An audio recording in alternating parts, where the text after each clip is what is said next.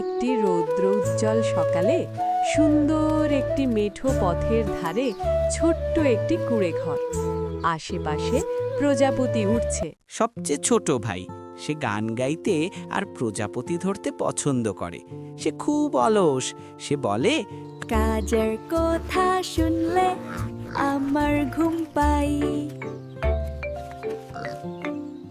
মেজো ভাই সে সব কাজ খুব তাড়াহুড়ো করে শেষ করতে চায় যাতে খেলতে যেতে পারে। তার নীতি হলো তাড়াতাড়ি কাজ সারো আর খেলতে চলো। বড় ভাই সে খুব বুদ্ধিমান ও পরিশ্রমী। সে মনে করে ধৈর্য ধরে কাজ করলে নিরাপত্তা পাওয়া যায়। তিন ভাই যখন খেলাধুলা করছিল, বনের আড়াল থেকে ধূর্ত কালু নেকড়ে তাদের দেখছিল। নেকড়েটি তার জিভ চাটছে আর ভাবছে কাকে দিয়ে ভোজ শুরু করা যায়। খেলার সময় বাঁচাতে টিকলু মাত্র কয়েক মিনিটে খড় দিয়ে একটি ঘর বানিয়ে ফেলে। ঝন্টু বন থেকে কাঠি সংগ্রহ করে দ্রুত একটি ঘর তৈরি করে। বিপ্লব অনেক পরিশ্রম করে শক্ত ইট আর সিমেন্ট দিয়ে মজবুত ঘর বানাতে শুরু করে। ছোট দুই ভাই তাকে দেখে হাসাহাসি করে, কিন্তু সে তার কাজে মন দেয়। সূর্যাস্তের সময় তার ঘরটি তৈরি হয়।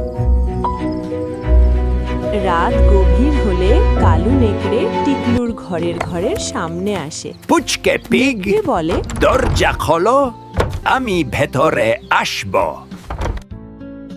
না, কখনোই না। কালু নেকড়ে বুক ফুলিয়ে জোরে এক ফু দেয় এবং খড়ের ঘরটি খড়কুটোর মতো উড়ে যায়। টিকলু ভয়ে দৌড়ে ঝন্টুর ঘরে যায়। Hurry, lock it!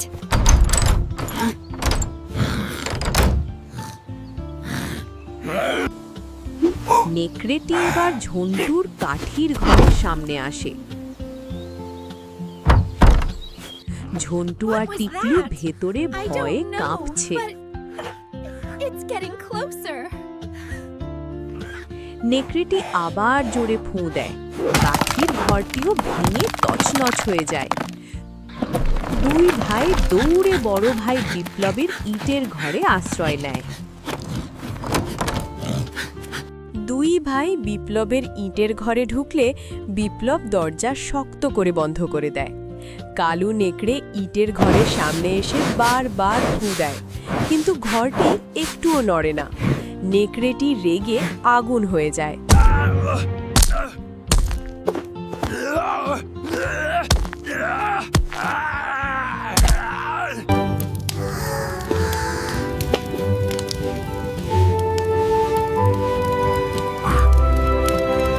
নেকড়েটি চতুরতার সাথে ছাদের চিমনি দিয়ে ভেতরে ঢোকার চেষ্টা করে।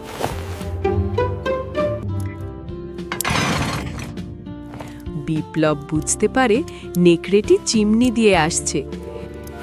সে দ্রুত আগুনের ওপর এক বড় পাত্র গরম জল বসিয়ে দেয়।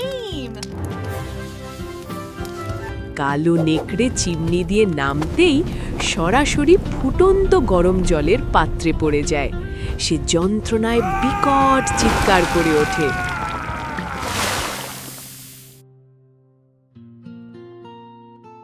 কালু নেকড়ে তার লেজে আগুন নিয়ে দৌড়ে বন থেকে পালিয়ে যায়। Help! সে ঠিক Get me করে out of here! R Whoa! কোনো দিন এই তিন ভাইয়ের আশেপাশে আসবে না। তিন ভাই এখন নিরাপদে আছে। টিকলু আর ঝন্টু তাদের বড় ভাই বিপ্লবকে জড়িয়ে ধরে ধন্যবাদ জানায়।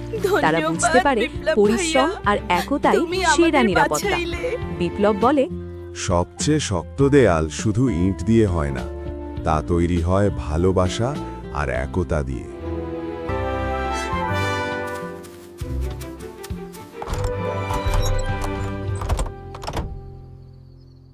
বন্ধুরা, আজকের গল্পটি তোমাদের কাছে কেমন লাগলো?